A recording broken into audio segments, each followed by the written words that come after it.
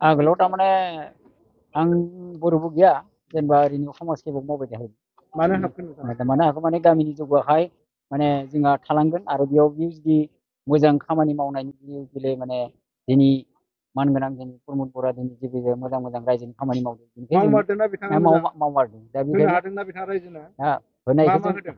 मा होदों माने जि आलि पुदिलि जिखुनु रायजोनि खामानि आरो जिखुनु हानि जोंनि खामानिखौ मावनायजों जों मदद होदों आरो जि गासै न' बांनि थालांनाय खामानि आगोलाव थालांनायखौ बे 15 बोसोरनि थालांनायखौ दा जाफुंहोदों आं सिगांथ' ओरैनो बिपिएफ आव दंमोन।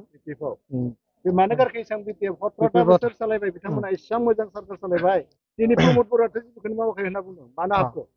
दा प्रमद बर'आ सारा बिथाङा दा मोजां थांखिफोरखौ लादों बेनि थाखाय आङो सारखौ रोजा रोजा साबायखर जासिबाय जोंनि बे खोलाहा गामि 3 नंबर आमगुरिनि थाखाय जाहाथे बिथाङा बुंबोदों जे जोंहा दाबोसा सार बिथाङाबो फैदों दा बिथाङा बुंदों जे बिथांमोननि गामिनि समस्या जेसेबां जौगाखांनो हानायखौ आं हासान्दि मावगोन होननानै बिथाङा दा खोथा होदों बे हिसाबै जोङो मोजां मावदों दा जों नुनाय हिसाबैथ' दा जेनेबा दा रेसन कार्ड मानसिफोरनि जाफुंनो हायाखैमोन मोनफुंनो हायाखैमोन बेफोरखौ मोननो हादों बेनिखाय जाहाथे जोंनि नोजोराव गोलैदों जाहाथे बिथांमोना होनो हादों आरो दा लामाफोराबो जोंहा दा बाहाय आगोलावसो जेनेबा बेयाव खस्थ'जों मानसिया पार जायोमोन स्कुलाव दा बिथांमोनाबो दा बै लेभेलाव जाहाथे फुलुंजोंबाबो थांनो हादों बेनिखाय जाहाथे सारखौ जों गाहाम जाहाथे मावबोनांगौ गामिखौ मोजां खालामनांगौ।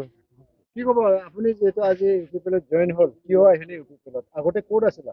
প্ৰথমে বিজেপিত কিবা যোগদান দি আছিলোঁ। বিজেপি চৰকাৰে কৰি আছে আপুনি ইউপিপিএলত কিয় আহিলে? হয় তথাপি মানে এতিয়া বৰ্তমান দেখা পোৱা মতে আমাৰ ইয়াতে যিটো ইউপিপিএল আহিলে ইউপিপিএল আহি যিখিনি কাম কৰি দেখাই আছে সেই হিচাপত মানে ইহঁৰ লগত জড়িত হ'লো আৰু কোনে কৰিছে? প্ৰমোদে?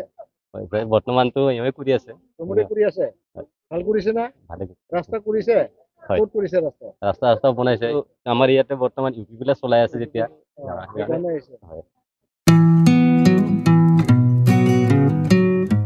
मोनसे फोसावथाय नोंथांमोननि थाखाय मोनसे गोजोनथाव खौरां लानानै फैदों।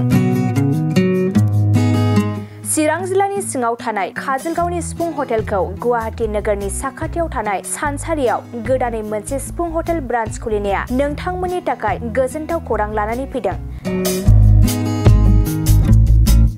नोंथाङाबो जुदि गुवाहाटीयाव थायोब्ला एबा गुवाहाटी नोगोराव दावबायहैनाय समाव बर'नि दोरोङारि ओंख्रिखौ जानो लुबैयोब्ला गुवाहाटी नोगोरनि साखाथियाव थानाय सानसारियाव गोदानै बेखेवनाय सिफुं हटेलाव थांनानै जाहैनो हागोन।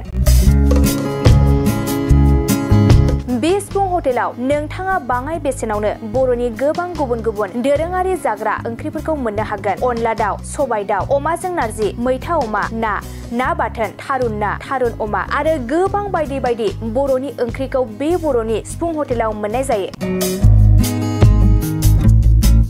सोरबाफोर जुदि बे सिफुं हटेलाव बर'नि संनाय खावनायखौ जानो थाखाय सिगांग्रो अर्डार हरनोब्ला नैबे 9864747796 9954772037 जामबुं नम्बराव कल खालामनानै बुकिं खालामहरनो हागोन।